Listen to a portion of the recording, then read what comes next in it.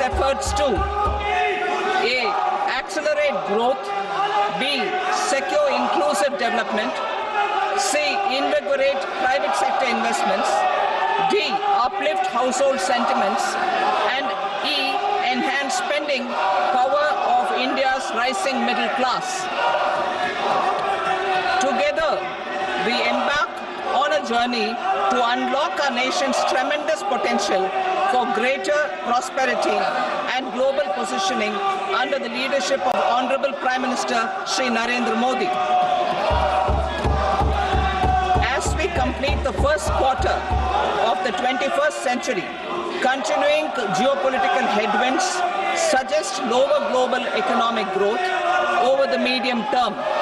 However, our aspiration for a Vikasit Bharat inspires us, and the transformative work we have done during our government's first 2 terms guides us to march forward resolutely. Our economy is the fastest growing among all major economies. Our development track record for the past 10 years and structural reforms have drawn global attention. Confidence in India's capability and potential has only grown in this period. We see the next 5 years as a unique opportunity to realize Sabka Vikas, stimulating balanced growth of all regions. The great Telugu poet and playwright Gurujada Apparao had said, "Deshamante matti kadoy, deshamante manushuloy," meaning a country is not just its soil, a country is its people.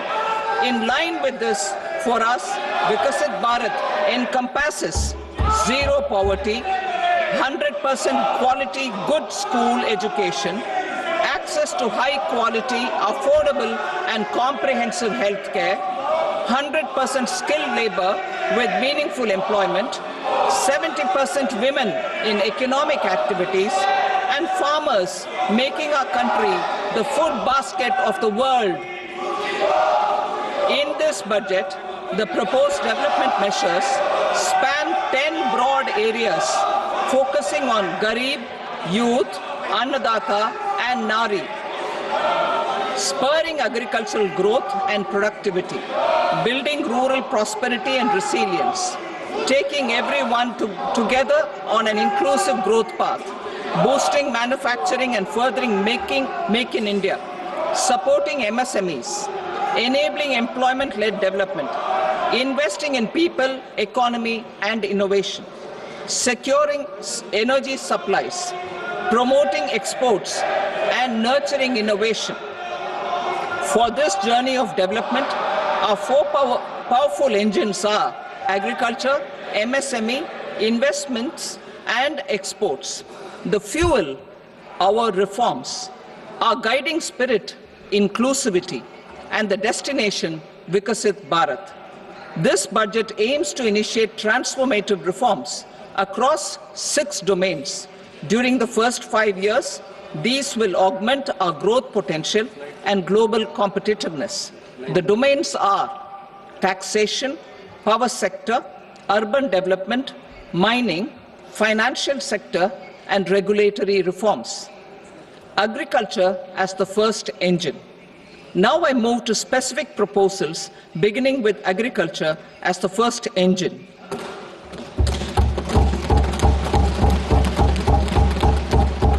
Prime Minister Dhan Dhanya Krishi Yojana, developing agri-districts program. Motivated by the success of the aspirational district program, our government will undertake a Prime Minister Dhan Dhanya Krishi Yojana in partnership with states. Through the convergence of existing schemes and specialized measures, the program will cover 100 districts with low productivity, moderate crop intensity, and below average credit parameters. It aims to 1. Enhance agricultural productivity, 2. Adopt crop diversification and sustainable agricultural practices, 3. Augment post-harvest storage at the panchayat and block level, 4. Improve irrigation facilities, and 5. facilitate availability of long-term and short-term credit. This program is likely to help 1.7 crore farmers. Building rural prosperity and resilience. A comprehensive multi-sectoral rural prosperity and resilience program will be launched in partnership with the states. This will address underemployment in agriculture through skilling, investment, technology, and invigorating the rural economy. The goal is to generate ample opportunities in rural areas so that migration is an option but not a necessity. The program will focus on rural women, young farmers, rural youth, marginal and small farmers, and landless families. The details are in Annexure A. Domestic best practices will be incorporated, and appropriate technical and financial assistance will be sought from multilateral development banks. In Phase 1, 100 developing agri-districts will be covered. Atmanirbharta in pulses. Our government is implementing the National Mission for Edible Oil Seed for achieving Atmanirbharta in edible oils. Our farmers have the capability to grow enough for our needs and more. 10 years ago, we made concerted efforts and succeeded in achieving near self-sufficiency in pulses. Farmers responded to the need by increasing the cultivated area by 50%, and government arranged for procurement and remunerative prices. Since then, with rising incomes and better affordability, our consumption of pulses has increased significantly. Our government will now launch a 6-year mission for Atmanirbharta in pulses with a special focus on Tuar, Urad and Masoor. Details are in Annexure B. Central agencies such as NAFED and NCCF will be ready to procure these 3 pulses as much as offered during the next 4 years from farmers who register with these agencies and enter into agreements. Comprehensive program for vegetables and fruits. It is encouraging that our people are increasingly becoming aware of their nutritional needs. It is a sign of a society becoming healthier. With rising income levels, the consumption of vegetables, fruits, and Shri Anna is increasing significantly. A comprehensive program to promote production, efficient supplies, processing, and remunerative prices for farmers will be launched in partnership with the states. Appropriate institutional mechanisms for implementation and participation of farmer-producer organizations and cooperatives will be set up. Makhana Board in Bihar. For this, there is a special opportunity for the people of Bihar. A Makhana Board will be established in the state to improve production, processing, value addition, and marketing of makhana. The people engaged in these activities will be organized into FPOs. The board will provide hand-holding and training support to makhana farmers and will also work to ensure they receive the benefits of all relevant government schemes. A national mission on high-yielding seeds will be launched, aimed at 1. Strengthening research ecosystem, 2. Targeted development and propagation of seeds with high yield, pest resistance, and climate resilience, and 3. Commercial availability of more than 100 seed varieties released since July 2024. India ranks second largest globally in fish production and aquaculture. Seafood exports are valued at 60,000 crore rupees. To unlock the untapped potential of the marine sector, our government will bring in an enabling framework for sustainable harnessing of fisheries from Indian Exclusive Economic Zone and high seas, with a special focus on the Andaman and Nicobar and Lakshadweep Islands. For the benefit of lakhs of cotton growing farmers, I am pleased to announce a mission for cotton productivity. This 5-year mission will facilitate significant improvements in productivity and sustainability of cotton farming and promote extra long staple cotton varieties. The best of science and technology support will be provided to farmers. Aligned with our integrated 5F vision for the textile sector, this will help in increasing incomes of the farmers and ensure a steady supply of quality cotton for rejuvenating India's traditional textile sector. Kisan credit cards facilitate short-term loans for 7.7 crore farmers, fishermen, and dairy farmers. The loan limit under modified interest subvention scheme will be enhanced from 3 lakh rupees to 5 lakh rupees for loans taken through the KCC. For Atmanirbharta in urea production, our government had reopened 3 dormant urea plants in the eastern region. To further augment urea supply, a plant with annual capacity of 12.7 lakh metric tons will be set up at Namrup in Assam.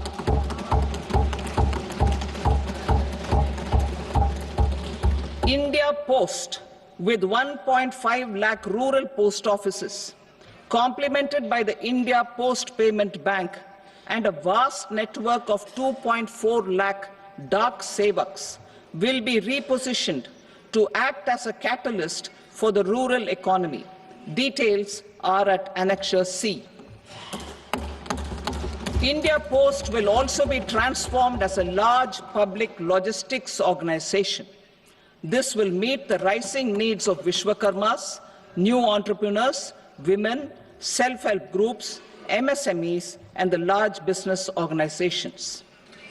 Our government will provide support to NCDC for its lending operations for the cooperative sector. MSMEs as the second engine. Now I move to MSMEs as the second engine, which encompasses manufacturing and services with a focus on MSMEs numbering 5.7 crores. Currently, over 1 crore registered MSMEs, employing 7.5 crore people and generating 36% of our manufacturing, have come together to position India as a global manufacturing hub. With their quality products, these MSMEs are responsible for 45% of our exports. To help them achieve higher efficiencies of scale, technological upgradation, and better access to capital, the investment and turnover limits for classification of all MSMEs will be enhanced to 2.5 and 2 times respectively. This will give them the confidence to grow and generate employment for our youth. The details are given in Annexure D. To improve access to credit, the credit guarantee cover will be enhanced. First, for micro and small enterprises from 5 crore to 10 crore rupees, leading to additional credit of 1.5 lakh crores in the next 5 years. Second, for startups from 10 crore rupees to 20 crore rupees, with the guarantee fee being moderated to 1% for loans in 27 focus sectors which are important for Atmanirbhar Bharat. And for well-run exporter MSMEs, for term loans up to 20 crore rupees. Also for the micro enterprises, we will introduce customized credit cards with a 5 lakh rupee limit for micro enterprises registered on Udyam portal. In the first year, 10 lakh such cards will be issued. Fund of funds for startups. The Alternate Investment Fund, AIFs, for startups have received commitments of more than 91,000 crores rupees.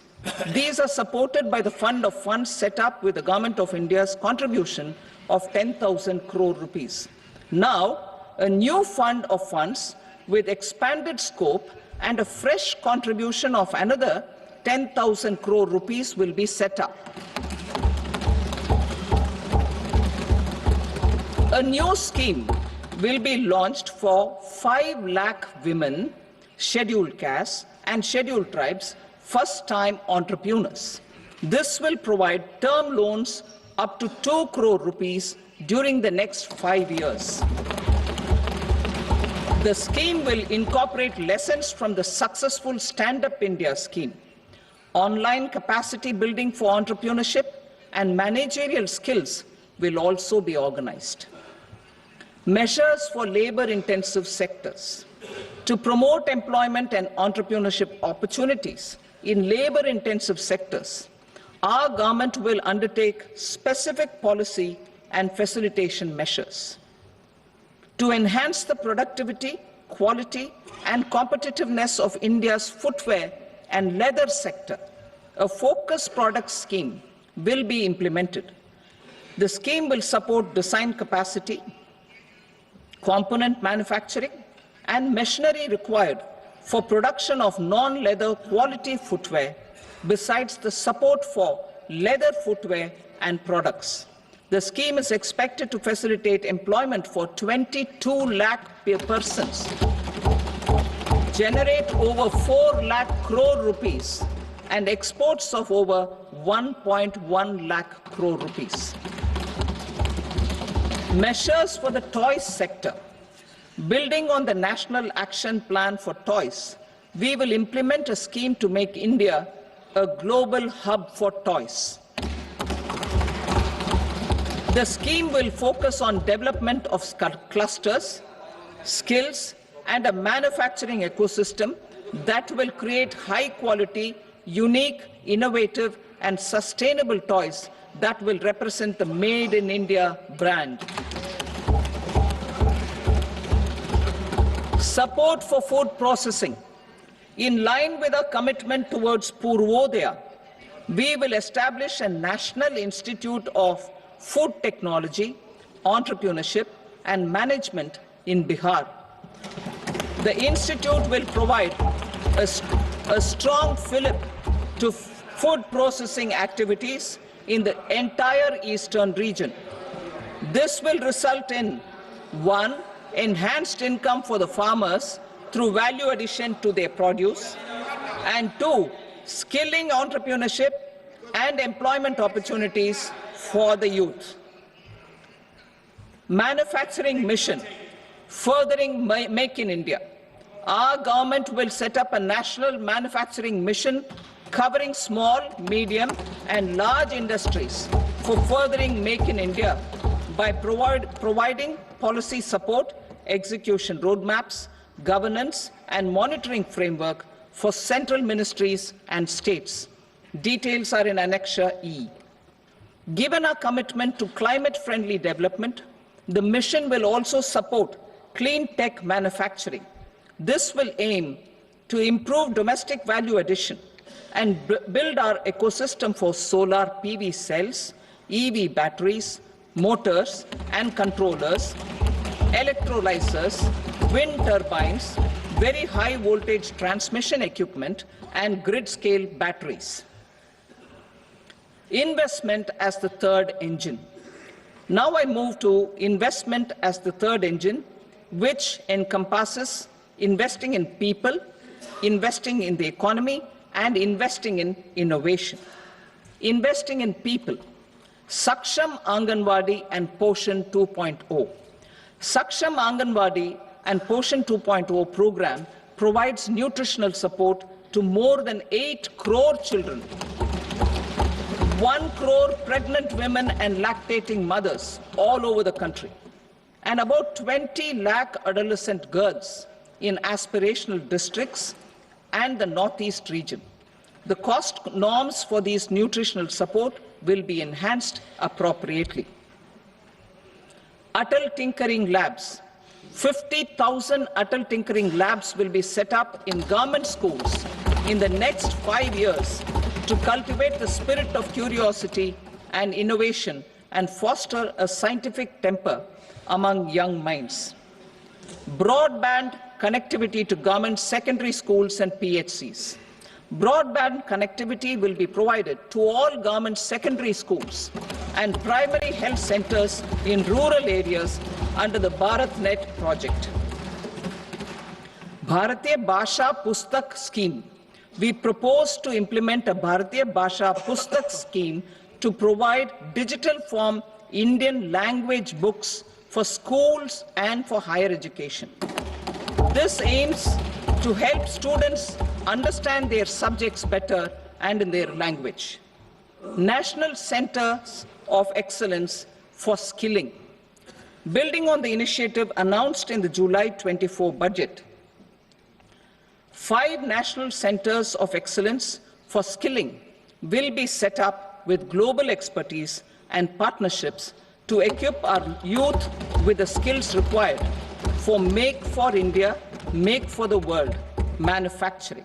The partnership will cover curriculum design, training of trainers, and a skills certification framework and periodic reviews. Expansion of capacity in IITs. Total number of students in 23 IITs has increased 100% from 65,000 to 1.35 lakh in the past 10 years.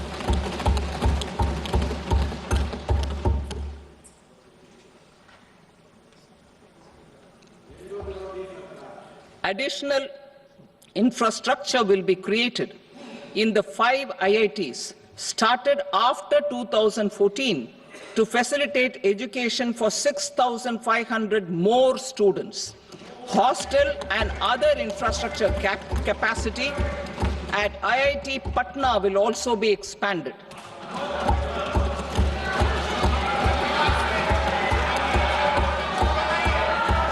Center of Excellence.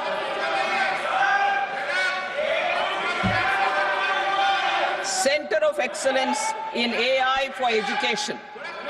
I had announced 3 centers of excellence in artificial intelligence for agriculture, health, and sustainable cities in 2023.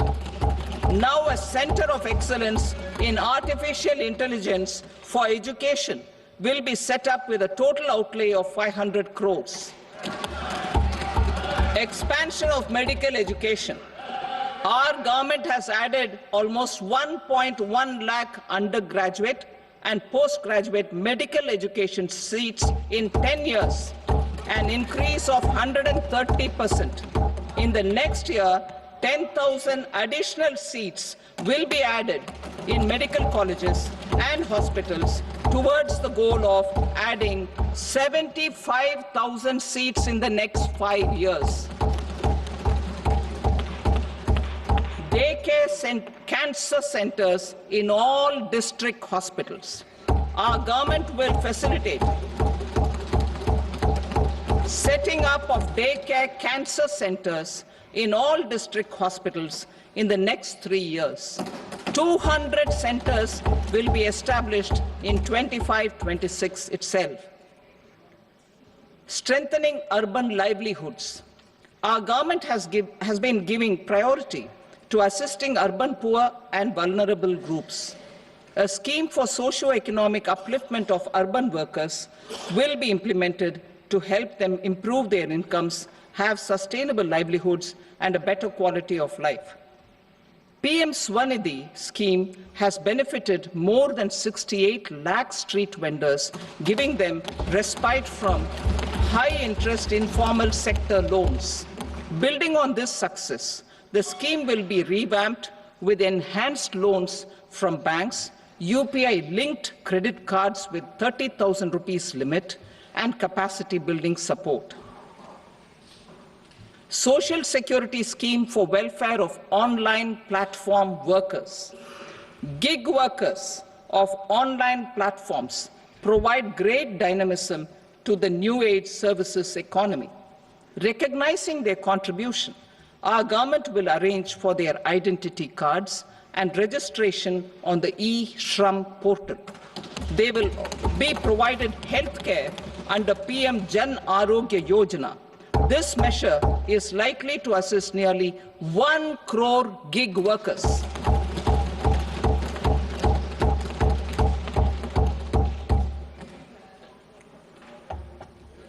Investing in the economy, public-private partnership in infrastructure. Each infrastructure-related ministry will come up with a 3-year pipeline of projects that can be implemented in PPP mode. States will also be encouraged to do so and can seek support from the India Infrastructure Project Development Fund, which is a scheme to prepare PPP proposals. Support to states for infrastructure. An outlay of 1.5 lakh crore is proposed for the 50-year interest-free loans to states for capital expenditure and incentives for reforms. Building on the success of the first asset monetization plan announced in 2021, the second plan for 2025 to 30 will be launched to plow back capital of 10 lakh crore in new projects. Regulatory and fiscal measures will be fine-tuned to support the plan. Jal Jeevan Mission. Since 2019, 15 crore households, representing 80% of India's rural population, have been provided access to portable tap water connections. To achieve 100% coverage, I am pleased to announce the extension of this mission until 2028 with an enhanced total outlay. The mission's focus will be on the quality of infrastructure and O&M of rural piped water supply schemes through Jan Bhagidari.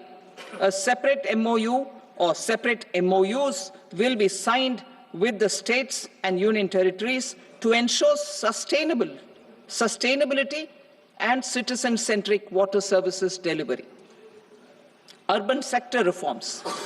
Building on the July budget proposals, urban sector reforms related to governance, municipal services, urban land and planning will be incentivized. Urban Challenge Fund. The government will set up an urban challenge fund of 1 lakh crore rupees to implement the proposals for cities as growth hubs, creative redevelopment of cities, and for water and sanitation purposes announced in the July budget. This fund will finance up to 25% of the cost of bankable projects, with a stipulation that at least 50% of the cost is funded from bonds, bank loans, and PPPs. An allocation of 10,000 crore is proposed in 2025-26. Power sector reforms. We will incentivize electricity distribution reforms and augmentation of intra-state transmission capacity by states. This will improve financial health and capacity of electricity companies.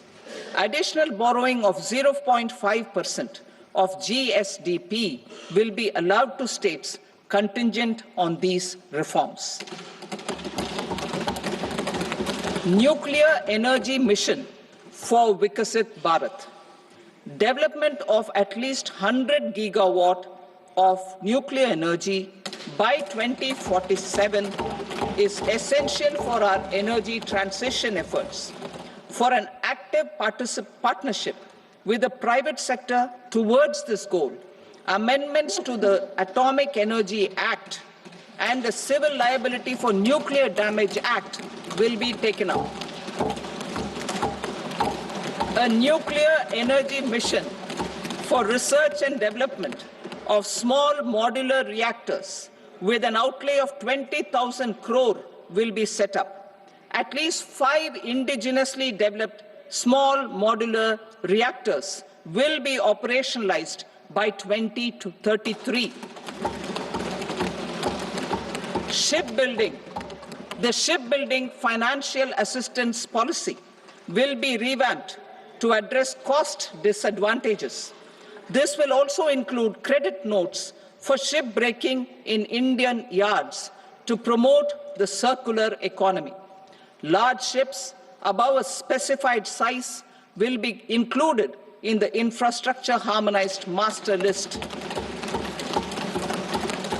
Shipbuilding clusters will be facilitated to increase the range, categories, and capacity of ships. This will include additional infrastructure, facilities, skilling, and technology to develop the entire ecosystem. Maritime Development Fund. For long-term financing for the maritime industry, a Maritime Development Fund with a corpus of 25,000 crore rupees will be set up. This will be for distributed support and promoting competition. This will have up to 49% contribution by the government, and the balance will be mobilized from ports and from private sector. UDAN regional connectivity schemes. UDAN has enabled 1.5 crore middle-class people to meet their aspirations for speedier travel. The scheme has connected 88 ports, airports, and operationalized 619 routes. Inspired by that success, a modified UDAN scheme will be launched to enhance regional connectivity to 120 new destinations and carry 4 crore passengers in the next 10 years. 4 crore additional passengers in the next 10 years. The scheme will also support helipads and smaller airports in hilly, aspirational, and northeast regional districts. Greenfield airports will be facilitated in Bihar to meet the future needs of the state. These will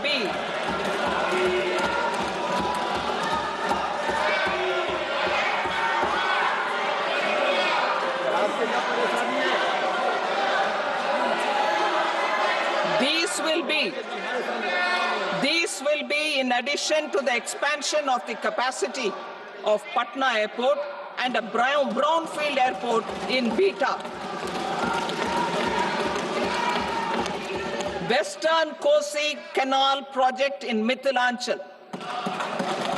Financial support will be provided for the Western Kosi Canal ERM project, benefiting a large number of farmers cultivating over 50,000 hectares of land in the Mithilanchal region of Bihar. Mining sector reforms.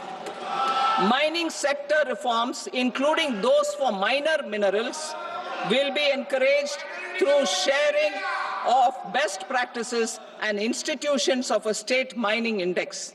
A policy for recovery of critical minerals from tailings will be brought out. Under the special window for affordable and mid-income housing, SWAMI, 50,000 dwelling units in stressed housing projects have been completed and keys handed over to home buyers. Another 40,000 units will be completed in 2025, further helping middle-class families who are paying EMIs on loans taken for apartments while also paying rent for their current dwellings. Building on this success, SWAMI Fund 2 will be established as a blended finance facility with contribution from the government, banks, and private investors. This fund of 15,000 crore rupees will aim for expeditious completion of another 1 lakh units. PM Gati Shakti data for private sector. For furthering PPPs and assisting the private sector in project planning, access to relevant data and maps from the PM Gati Shakti portal will be provided. Tourism for employment-led growth.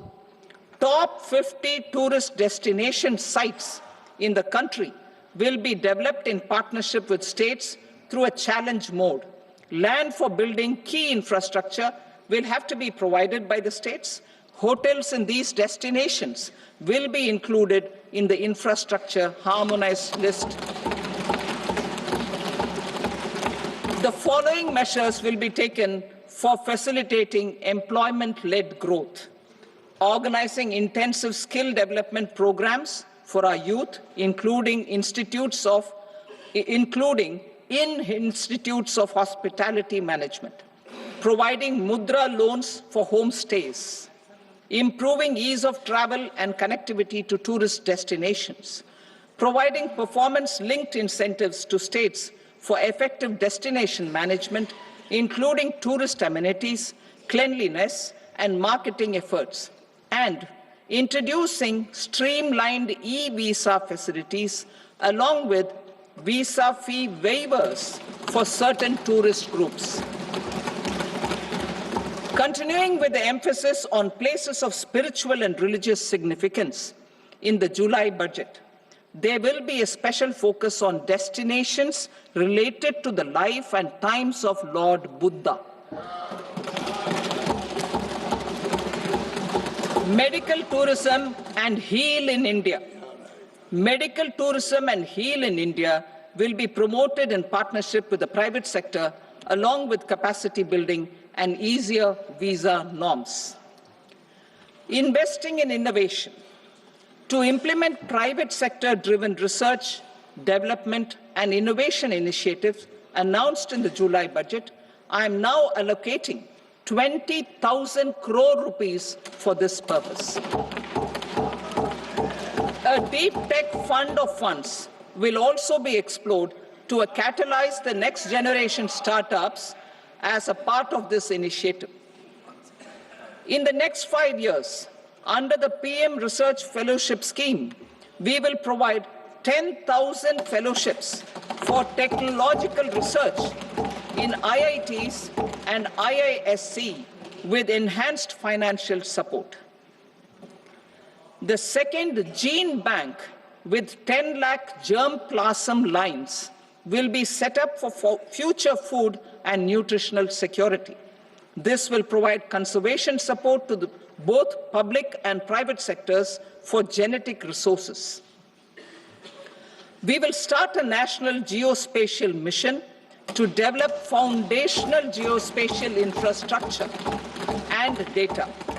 Using PM Gati Shakti, this mission will facilitate modernization of land records, urban planning, and design of infrastructure projects. A Gyan Bharatam mission for survey, documentation, and conservation of our manuscript heritage with academic institutions, museums, libraries, and private collectors will be undertaken to cover more than 1 crore manuscripts.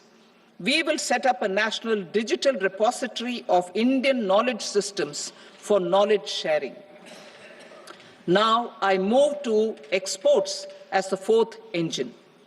We will set up an export promotion mission with sectoral and ministerial targets driven jointly by the Ministries of Commerce, MSME, and Finance.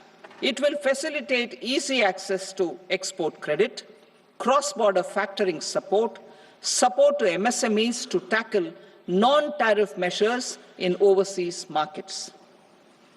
A digital public infrastructure, Bharat Trade Net, for international trade will be set up as a unified platform for trade documentation and financing solutions. This will complement the Unified Logistics Interface platform. The BTN will be aligned with international practices. Support will be provided to develop domestic manufacturing capacities for our economy's integration with global supply chains. Sectors will be identified based on objective criteria.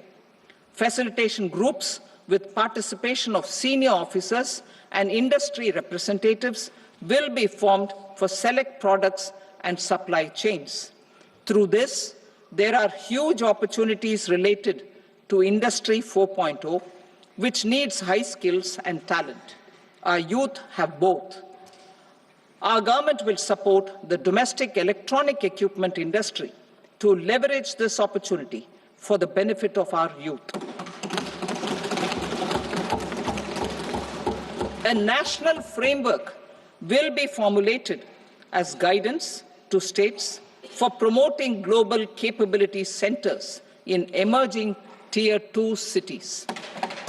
This will suggest measures for enhancing availability of talent and infrastructure, building bylaw reforms, and mechanisms for collaboration with industry.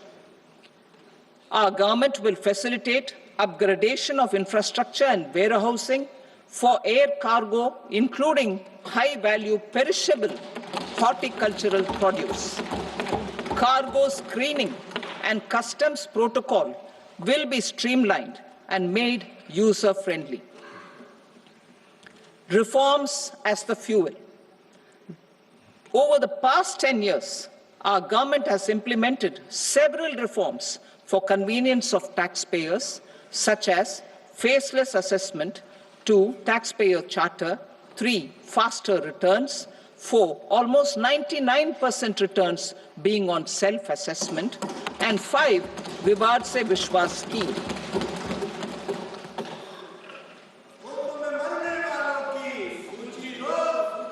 Continuing these efforts, I reaffirm the commitment of the Tax Department to trust first, scrutinize later. I also propose to introduce the new income tax bill next week. I will detail the indirect tax reforms and changes in direct taxes in Part B. Financial sector reforms. The FDI limit for the insurance sector will be raised from 74 to 100%. This enhanced limit will be available for those companies which invest the entire premium in India. The current guardrails and conditionalities associated with foreign investment will be reviewed and simplified. The services of India Post-Payment Bank will be deepened and expanded in rural areas. NABFID will set up a partial credit enhancement facility for corporate bonds for infrastructure. Public sector banks will develop Grameen Credit Score framework to serve the credit needs of SHG members and people in rural areas. A forum for regulatory coordination and development of pension products will be set up. To implement the earlier announcement on simplifying the KYC processes, the revamped Central KYC Registry will be rolled out in 2025. We will also implement a streamlined system for periodic updating. Requirements and procedures for speedy approval of company mergers will be rationalized. The scope for fast-track mergers will also be widened and the process made simpler. As proposed in the interim budget, we signed bilateral investment treaties with 2 countries in 2024 to encourage sustained foreign investment, and in the spirit of First Develop India, the current model BIT will be revamped and made more investor-friendly. In the last 10 years, in several aspects, including financial and non-financial, our government has demonstrated a steadfast commitment to ease of doing business. We are determined to ensure that our regulations must keep up with technological innovations and global policy developments. A light-touch regulatory framework based on principles and trust will unleash productivity and employment. Through this framework, we will update regulations that were made under old laws. To develop this modern, flexible, people-friendly, and trust-based regulatory framework appropriate for the 21st century, I propose 4 specific measures. A high-level committee for regulatory reforms will be set up for a review of all non-financial sector regulations, certifications, licenses, and permissions. The committee will be expected to make recommendations within a year. The objective is to strengthen trust-based economic governance and take transformational measures to enhance ease of doing business, especially in matters of inspection and compliances. States will be encouraged to join in this endeavor. An investment friendliness index of states will be launched in 2025 to further the spirit of competitive, cooperative federalism. Under the Financial Stability and Development Council, a mechanism will be set up to evaluate impact of the current financial regulations and subsidiary instructions. It will also formulate a framework to enhance their responsiveness and development of the financial sector. In the Jan Vishwas Act 2023, more than 180 legal provisions were decriminalized. Our government will now bring up the Jan Vishwas Bill 2.0 to decriminalize more than 100 provisions in various laws. I now move to fiscal policy. In the July budget, I had committed to staying the course for fiscal consolidation. Our endeavor will be to keep the fiscal deficit each year such that central government debt remains on a declining path as a percentage of the GDP. The roadmap for the next 6 years has been detailed in the FRBM statement. Revised estimates for 2024-25. The revised estimate of the total receipts other than borrowings is 31.47 lakh crore rupees, of which the net tax receipts are 25.57 lakh crore rupees. The revised estimate of the total expenditure is 47.16 lakh crore rupees, of which the capital expenditure is about 10.18 lakh crore rupees. The revised estimate of the fiscal deficit is 4.8% of the GDP. Budget estimates for 25-26. Coming to 25-26, the total receipts other than borrowings and total expenditure are estimated at 34.96 lakh crore rupees and 50.65 lakh crore rupees respectively. The net tax receipts are estimated at 28.37 lakh crore rupees. The fiscal deficit is estimated to be 4.4% of GDP. To finance the fiscal deficit, the net market borrowings from dated securities are estimated at 11.54 lakh crore. The balance financing is expected to come from small savings and other sources. The gross market borrowings are estimated at 14.82 lakh crore rupees. I will now move to Part B. Indirect taxes. My proposals relating to customs aim to rationalize tariff structure and address duty inversion. These will also support domestic manufacturing and value addition, promote exports, facilitate trade, and provide relief to common people. Rationalization of customs tariff structure for industrial goods. As a part of comprehensive review of customs rate structure announced in July 2024 budget, I propose to 1. Remove 7 tariff rates. This is over and above the 7 tariff rates removed in 23-24 budget. After this, there will be only 8 remaining tariff rates, including 0 rate. 2. Apply appropriate cess to broadly maintain effective duty incidence, except on a few items where such incidence will reduce marginally. 3. levy not more than one cess or surcharge.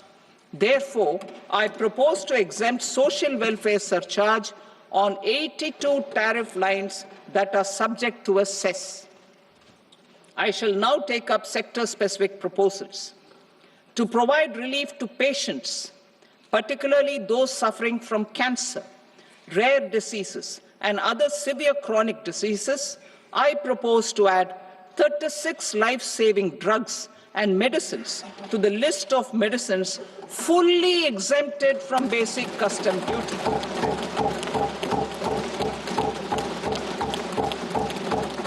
I also propose to add 6 life-saving medicines to the list attracting concessional custom duty of 5%. Full exemption and concessional duty will also respectively apply on the bulk drugs for manufacture of the above. Specified drugs and medicines under patient assistance programs run by the pharmaceutical companies are fully exempt from BCD, provided the medicines are supplied free of cost to the patients. I propose to add 37 more medicines along with 13 new patient assistance programs.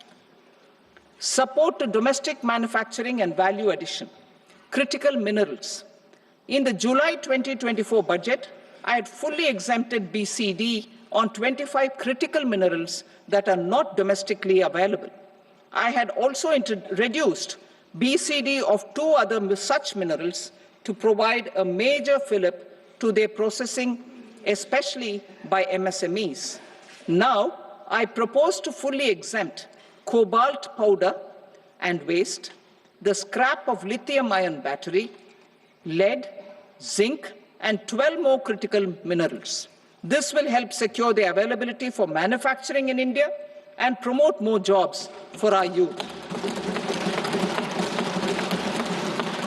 To promote domestic production of technical textile products such as agro-textiles, medical textiles, and geotextiles at competitive prices, I propose to add 2 more types of shuttle-less looms to the list of fully exempted textile machinery.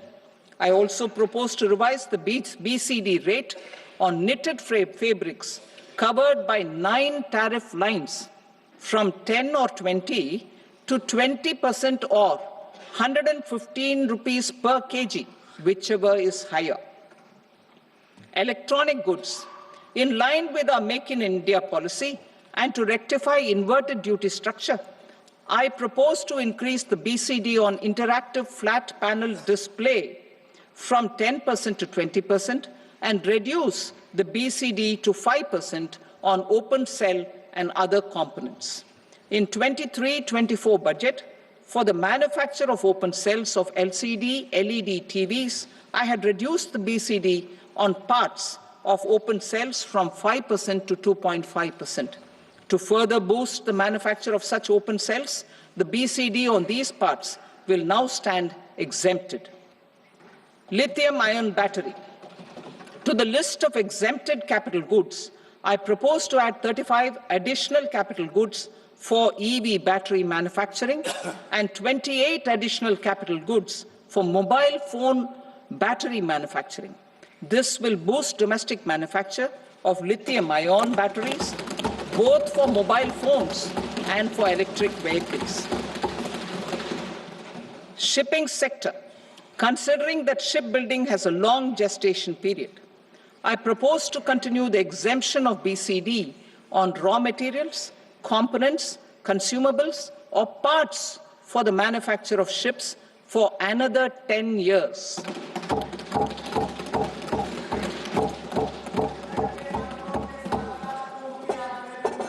I also propose the same dispensation for shipbreaking to make it more competitive. Telecommunication. To prevent classification disputes, I propose to reduce the BCD from 20% to 10% on carrier-grade Ethernet switches to make it at par with non-carrier-grade Ethernet switches. Export promotion. To facilitate exports of handicrafts I propose to extend the time period for export from 6 months to 1 year, further extendable by another 3 months if required. I also propose to add 9 items to the list of duty-free inputs. Leather sector. I propose to fully exempt BCD on wet blue leather to facilitate imports for domestic value addition and employment. I also propose to exempt crust leather from 20% export duty to facilitate exports by small tanners. Marine products. To enhance India's competitiveness in the global seafood market, I propose to reduce BCD from 30% to 5% on frozen fish paste, surimi, for manufacture and export of its analog products. I also propose to reduce BCD from 15% to 5% on fish hydrolysates for manufacture of fish and shrimp feed. In July 2024 budget, to promote development of domestic MROs for aircraft and ships, I had extended the time limit for export of foreign origin goods that were imported for repairs from 6 months to 1 year and further extendable by 1 year. I now propose to extend the same dispensation for railway goods. Time limit for provisional assessment. Presently, the Customs Act 1962 does not provide any time limit to finalize provisional assessments, leading to uncertainty and cost to trade. As a measure of promoting ease of doing business, I propose to fix a time limit of 2 years, extendable by a year, for finalizing the provisional assessment. I propose to introduce a new provision that will enable importers or exporters, after clearance of goods, to voluntarily declare material facts and pay duty with interest but without penalty. This will incentivize voluntary compliance. However, this will not apply in cases where department has already initiated audit or investigation proceedings. For industry to better plan their imports, I propose to extend the time limit for the end use of imported inputs in the relevant rules from 6 months to 1 year.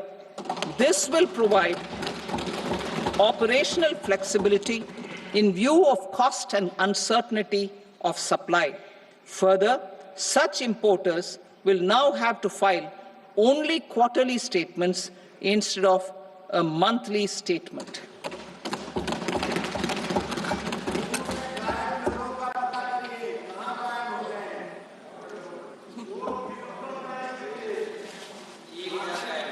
I now come to my direct tax proposals. In Part A, I have briefly underlined taxation reforms as one of key reforms to realize our vision of Vikasit Bharat. In respect of criminal law, our government had earlier ushered in Bharatiya Nyaya Sanhita, replacing Bharatiya Danda Sanhita. I am happy to inform this august House and the country that for new income tax bill will carry forward the same spirit of Nyaya in its drafting as well. The new bill will be clear and direct in text, with close to half of the present law in terms of both chapters and words. It will be simple to understand for taxpayers and tax administrators, leading to tax certainty and reduced litigation. Reforms, however, are not a destination. They are means to achieve good governance for our people and economy. Providing good governance primarily involves being responsive. The Tirukkural captures this in verse 542, which reads, "Vaanokki vaazhum ulagallam, mannavan kol nokki vaazhum kudi," meaning, just as the living beings live expecting rains, citizens live expecting good governance.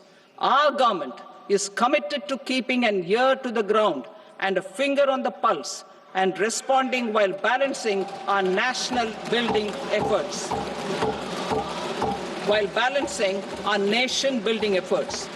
The following measures will detail just how our government will, under the guidance of PM Modi, has taken steps to understand and address. I repeat that sentence, sir. The following measures will detail just how our government, under the guidance of PM Modi, has taken steps to understand and address the needs voiced by our citizens. My tax proposals are guided by this spirit. The objectives of my proposals are as follows. Personal income tax reforms with special focus on middle class. Rationalization of TDS and TCS for easing difficulties. Encouraging voluntary compliance. Reducing compliance burden.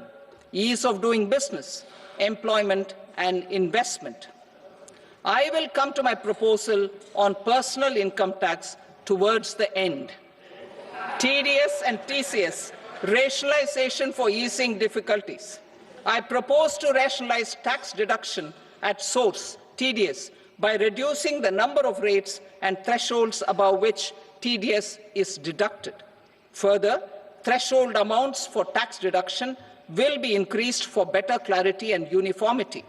The limit for tax deduction on interest for senior citizens is being doubled from the present 50,000 rupees to 1 lakh rupees.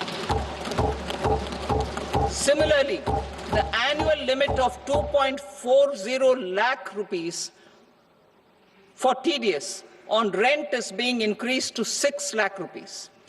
This will reduce the number of transactions liable to TDS, thus benefiting small taxpayers receiving small payments. The threshold to collect tax at source, the TCS, on remittances under RBI's liberalized remittance scheme, the LRS, is proposed to be increased from 7 lakh to 10 lakhs.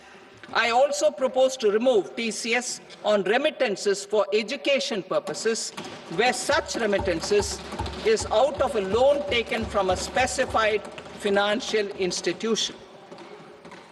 Both TDS and TCS are being applied on any transaction related to sale of goods.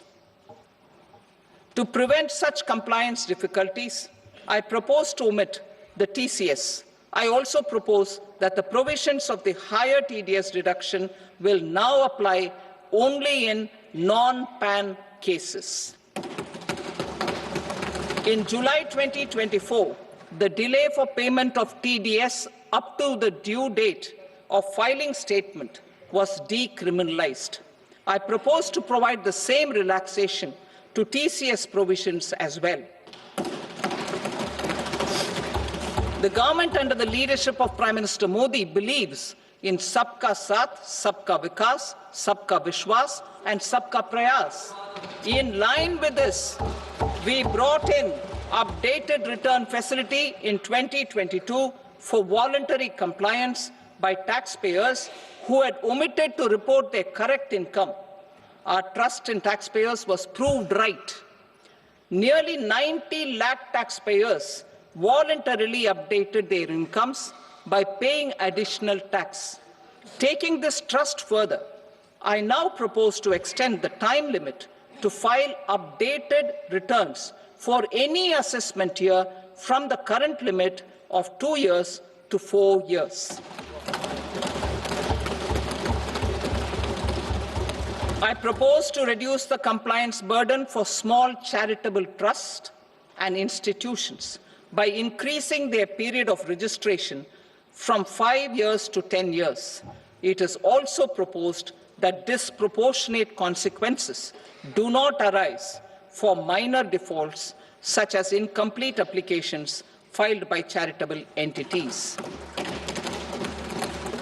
Presently, taxpayers can claim the annual value of self-occupied properties as nil only on the fulfillment of certain conditions.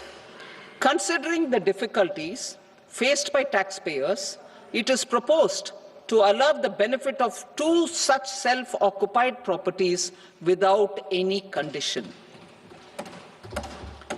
To streamline the process of transfer pricing and to provide an alternative to yearly examination, I propose to introduce a scheme for determining arm's length price of international transaction for a block period of 3 years. This will be in line with global best practices. With a view to reduce litigation and provide certainty in international taxation, the scope of safe harbor rules is being expanded. A number of senior and very senior citizens have very old national savings schemes accounts. As interest is no longer payable on such accounts, I propose to exempt withdrawals made from NSS by individuals on or after 29th August 2024. I am also proposing to allow similar treatment to NPS Vatsalya accounts as is available to normal NPS accounts subject to overall limits. In my speech in July 2024, I had promised that all processes, including giving effect to appellate orders, shall be digitalized and made paperless over the next 2 years. So I'm happy to announce that digitalization is being made operational now. In July 2024, we brought in the Vivad Se Vishwas scheme to resolve income tax disputes pending in appeal. The scheme has received a great response, with nearly 33,000 taxpayers having availed of the scheme to settle their disputes. I have a few proposals to promote investment and employment. It is proposed to provide a presumptive taxation regime for non-residents who provide services to a resident company that is establishing or operating an electronics manufacturing facility. I further propose to introduce a safe harbor for tax certainty for non-residents who store components for supply to specified electronics manufacturing units. Presently, the tonnage tax scheme is available only to sea-going ships. The benefits of existing tonnage tax scheme are proposed to be extended to inland vessels registered under the Indian Vessels Act 2021 to promote inland water transport in the country. Extension for incorporation of startups. We continue to support the Indian startup ecosystem.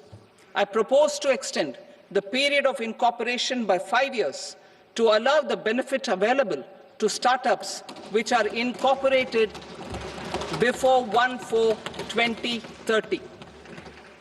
In order to attract and promote additional activities in the IFSC, I am inter alia proposing specific benefits to ship leasing units, insurance offices, and treasury centers of global companies which are set up in IFSC. Further, to claim benefits, the cut-off date for commencement in IFSC has also been extended by 5 years to 31/3/2030. Category 1 and Category 2 AIFs are undertaking investments in infrastructure and other such sectors. I propose to provide certainty of taxation to these entities on the gains from securities, to promote funding from sovereign wealth funds and pension funds to the infrastructure sector.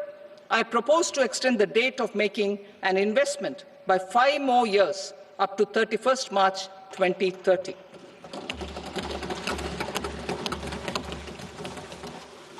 Personal income tax reforms with special focus on middle class.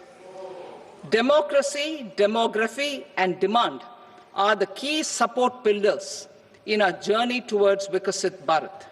The middle class provides strength for India's growth. This government, under the leadership of Prime Minister Modi, has always believed in the admirable energy and ability of the middle class in nation building. In recognition of their contribution,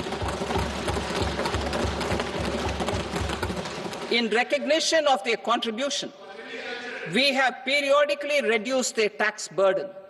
Right after 2014, the nil tax slab was raised to 2.5 lakhs of rupees, which was further raised to 5 lakh rupees in 2019 and to 7 lakh rupees in 2023. This is reflective of our government's trust on the middle-class taxpayers. I am now happy to announce that there will be no income tax payable up to income of 12 lakh rupees.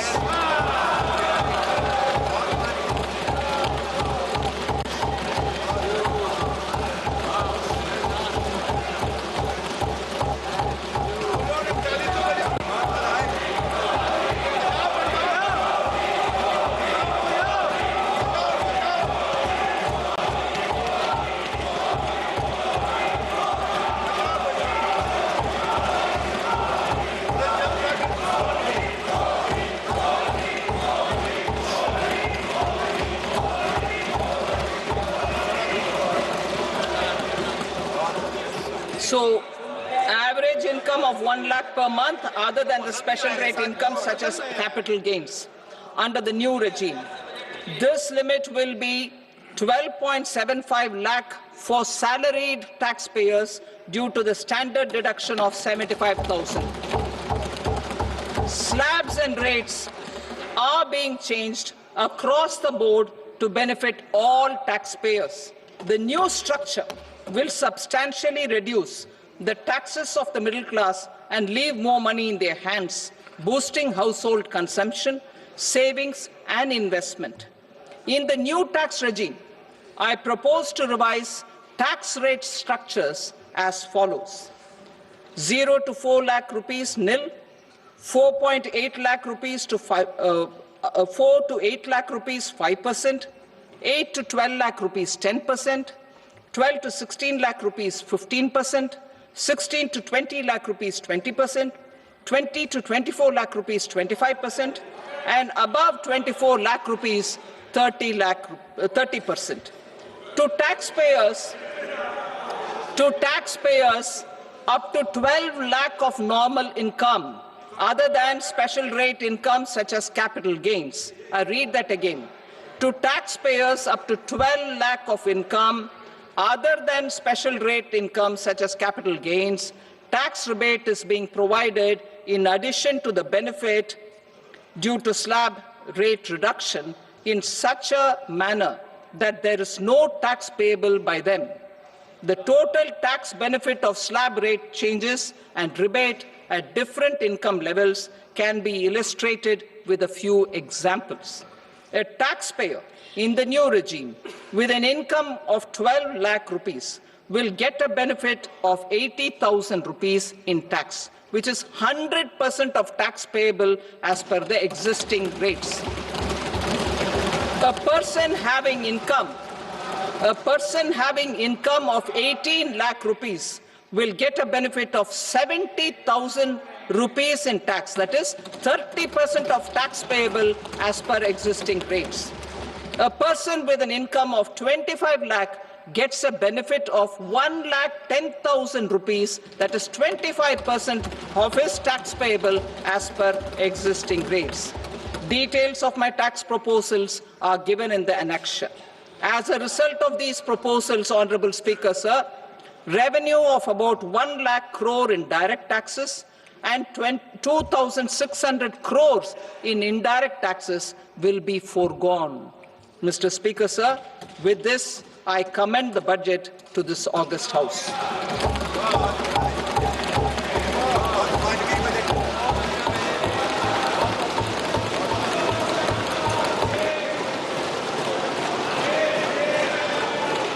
Item number 2, Srimati Nirmala Sitharaman. Sir, with your permission, I rise to lay on the table the following statements under Section 3(1) of the Fiscal Responsibility and Budget Management Act, 2003. Medium-term fiscal policy cum fiscal policy strategy statement and macroeconomic framework statement. Item number 3, Srimati Nirmala Sitharaman. Sir, with your permission, I rise to move for leave to introduce the Finance Bill 2025. प्रश्न ये है कि विधेयक को पुनर्स्थापित करने की अनुमति प्रदान की जाए। जो सदस्य इसके पक्ष में हाँ गए, जो सदस्य विरोध में ना गए, मेरे विचार में निर्णय हाँ वालों के पक्ष में हुआ। हाँ वालों के पक्ष में अनुमति प्रदान की जाती है। माननीय मंत्री जी, अब विधेयक को पुनर्स्थापित करें। Sir, I introduce the bill. Thank you. सभा की कार्रवाई सोमवार दिनांक 3 फरवरी 2025 को प्राप्त 11 बजे तक के लिए स्थगित की जाती है।